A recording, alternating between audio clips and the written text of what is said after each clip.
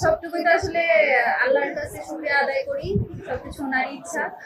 এখন শিক্ষার্থীরা আমার উপর ভরসা রেখেছে, তা শত প্রপাগান্ডা শত মিথ্যাচার এগুলো দেখে তারা বিশ্বাস করেনি, এই জন্য তাদের কাছেও আমি কৃতজ্ঞ তারা আমার উপর আস্থা রাখার জন্য, এবং আমি তাদের আস্থার যথাযোগ্য প্রতিদান দেওয়ার চেষ্টা করবো ইনশাআল্লাহ।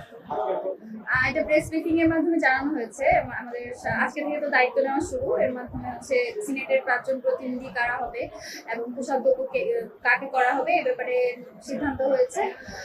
আর ভবিষ্যতে আমরা কিভাবে আগাবো, কে কি কি কাজ করবো, এটা পরবর্তী মিটিং এর জন্য রেডি করতে বলা হয়েছে।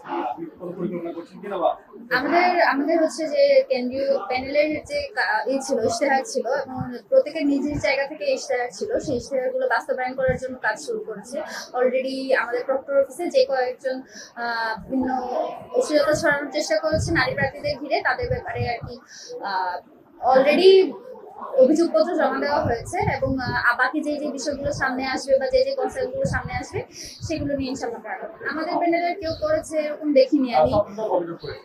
প্যানেলের কোনো মেম্বার করেনি বা পোস্টেড কোনো নেতা নেত্রী করেনি, অন্যান্য প্যানেলের করছে। এখন যেহেতু আমরা ডাকসুর প্রতিনিধি, আমরা তাদেরও প্রতিনিধি, যাদের সাথে আমাদের বৈরিতা ছিল, প্রতিদ্বন্দ্বিতা ছিল, তাদেরও প্রতিনিধি।